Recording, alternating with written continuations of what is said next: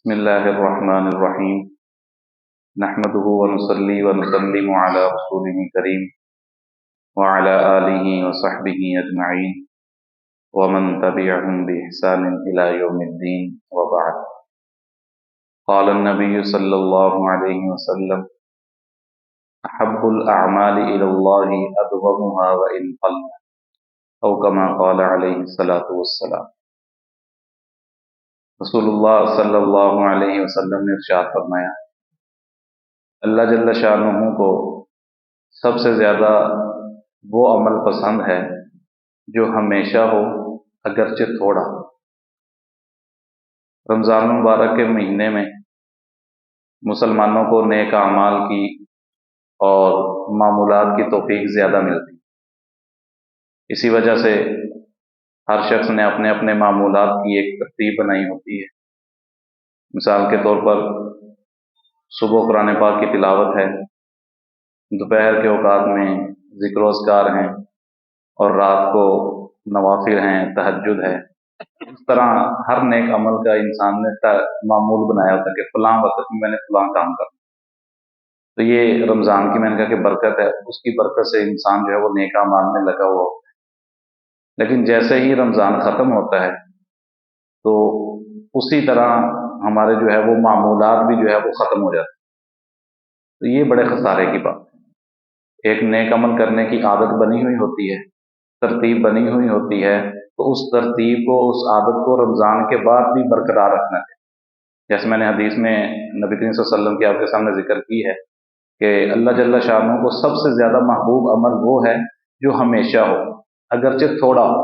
تو ہم نے رمضان میں ترتیب بنائی تھی کہ صبح جو ہے وہ 2 پارے پڑھنے، ذکر جو ہے وہ 2 3 تسبیحات فلاں فلاں ذکر کی کرنی ہے، نوافل میں نے 10 پڑھنے ہیں، پھر تہجد کی نماز پڑھنی ہے، تراویح پڑھنی ہے۔ تو یہ ایک ترتیب بنی ہوئی تھی۔ لیکن رمضان کے بعد بھی میں نے کہا کہ اس ترتیب کو باقی رکھیں، لیکن تھوڑا کر لیں، وہ اللہ کو زیادہ پسند ہے۔ چاہے جائے کہ ہم رمضان کے بعد بالکل ہی کٹ آف ہو، ہم کریں نا، قرآن پاک کو بالکل بھول جائیں، اگلے سال جب رمضان ہے تو پھر قرآن پاک کھول کے تلاوت شروع کر دیں۔ میں نے کہا کہ یہ خسارے کی بات ہے۔ اگر 2 پارے پڑھنے کی ترتیب تھی تو 1 پارہ پڑھنا شروع کر دیں۔ اگر 1 پارہ پڑھنا بھی مشکل لگتا ہے عام دنوں میں تو پھر آدھا پارہ پڑھ لیں، وہ بھی مشکل ہے تو 1 پاؤ پڑھ لیں۔ بلکہ میرے پیر و مرشد حضرت مفتی محمد حسن صاحب دامت برکاتہم وہ فرماتے تھے کہ معمول جو ہے وہ انسان کی طبیعت کا حصہ ہونا چاہیے۔ تھوڑا کر لے لیکن کرے روزانہ، بلا ناغہ کرے، اس میں ناغہ نہ کرے۔ آپ 1 پاؤ پارہ بھی نہیں پڑھ سکتے تو روزانہ کسی ایک نماز کے بعد 1 رکوع پڑھ لیا کرے، یعنی قرآن پاک سے بالکل کٹ آف نہیں ہونا، کچھ نہ کچھ جو ہے وہ قرآن پاک کی تلاوت جو ہے وہ جاری رہے۔ ایسے ہی ذکر کا میں نے کہا کہ معمول ہوتا ہے بندے کا، تو جہاں وہ 3 4 تسبیحات جو ہے وہ ایک ذکر کی کرتا ہے تو رمضان کے بعد 1 تسبیح کرتا ہے۔ اگر 1 تسبیح بھی مشکل ہوتی ہے تو کم از کم جو ہے وہ 10 دفعہ 11 دفعہ، اگر اس سے بھی نیچے آ جائے تو 3 دفعہ تو لازمی اپنی زبان سے سبحان اللہ سبحان اللہ سبحان اللہ الحمدللہ الحمدللہ، یہ 3 دفعہ تو لازمی اپنی زبان سے جو ہے وہ جاری کرنا ہے۔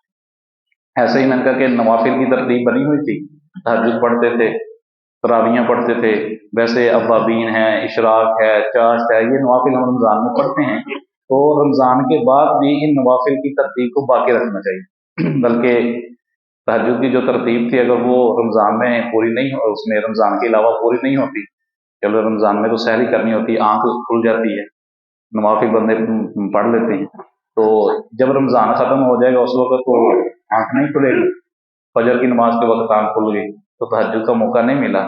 تو اس کی ایک ترتیب یہ رکھیں کہ عشاء کی نماز پڑھنے کے بعد 2 رکعت جب ہم پڑھتے ہیں سنتیں فرضوں کے بعد، ان 2 رکعتوں کے بعد وطروں سے پہلے 4 رکعت نفل تہجد کی نیت سے پڑھ، 4 رکعت نفل تہجد کی نیت سے پڑھ لیں تو اللہ جل شانہ رات کو تہجد کی عبادت کا ثواب اس کے نامہ اعمال میں لکھ دیں۔ بلکہ حدیث میں نبی کریم صلی اللہ علیہ وسلم نے اس کی وضاحت بھی فرمائی ہے کہ جو بندہ رات کو 4 رکعت نفل پڑھ لے اور اس نیت کے ساتھ پڑھے کہ میں تہجد کے پڑھ رہا ہوں، تو وہ ساری رات اس کی تہجد میں ہی شمار ہوگی۔ تو اس لیے 2 سنتیں پڑھنے کے بعد وطروں سے پہلے 4 رکعت اس نیت کے ساتھ پڑھ لیں کہ میں یہ تہجد بھی پڑھ رہا ہوں، اگر میری آنکھ کھل گئی تو صبح بھی پڑھ لوں گا، اگر نہ آنکھ کھلی 4 تو پڑھ لی تہجد کی نیت سے۔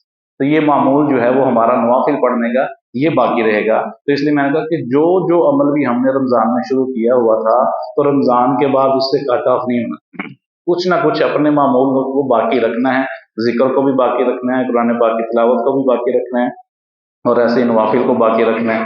روزہ بھی ہم رکھتے ہیں، 30 روزے رکھے ہیں، تو کوشش کریں کہ رمضان کے بعد بھی یہ معمول باقی رہے۔ پیر کا روزہ رکھ لیے، جمعرات کا روزہ رکھ لیے، ایام بیس کے روزے ہم جنہیں کہتے ہیں وہ روزے رکھ لیے، تو یہ اپنے معمول کے اندر بنا کے رکھیں گے نا تو انشاءاللہ پھر کوئی بھی عبادت کرنا مشکل نہیں رہے گی۔ ترتیب بنی ہوئی ہے تو وہ انشاءاللہ چلتی رہے گی چلتی رہے گی۔ لیکن دنیا میں کوئی چیز ایسی نہیں ہے جس کا توڑ نہیں۔ شیطان ہے نا، تو وہ بندے کو یہ چاہتا ہے کہ یہ نیک اعمال سے پیچھے رہے، نیک اعمال کی طرف نہ آئے۔ تو یہ ظاہر دنیا میں ہے، ہمارے ساتھ لگا ہوا ہے شیطان، تو اس کا توڑ نہیں ہے۔ تو اس کا توڑ کیا ہے؟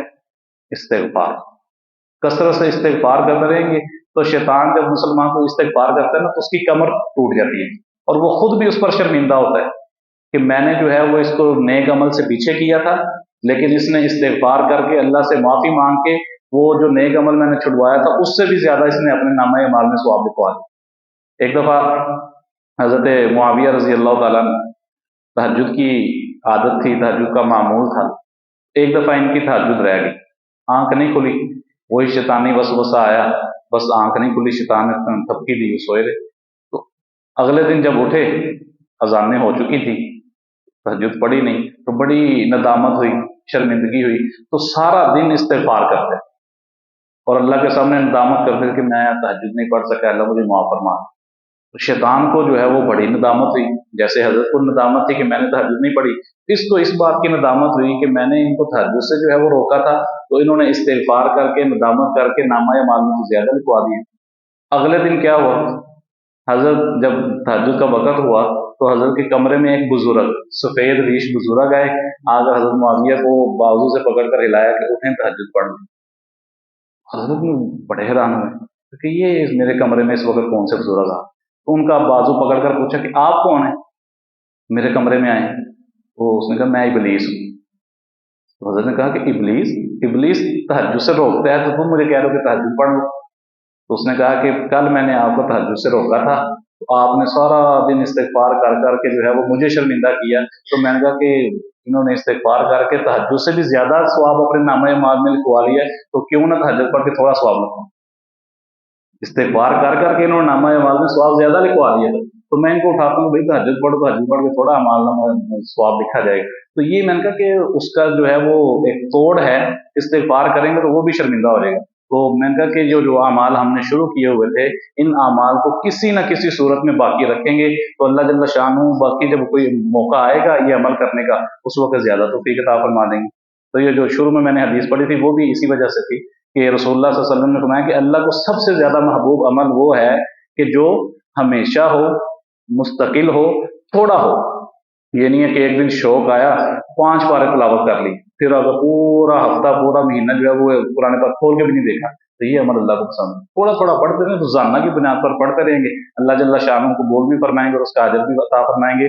اللہ تعالیٰ سے دعا ہے کہ اللہ تعالیٰ مجھے بھی ان معمولات کو باقی رکھنے کی توفیق عطا فرمائے، آپ تمام حضرات کو بھی یہ معمولات باقی رکھنے کی توفیق عطا فرمائے۔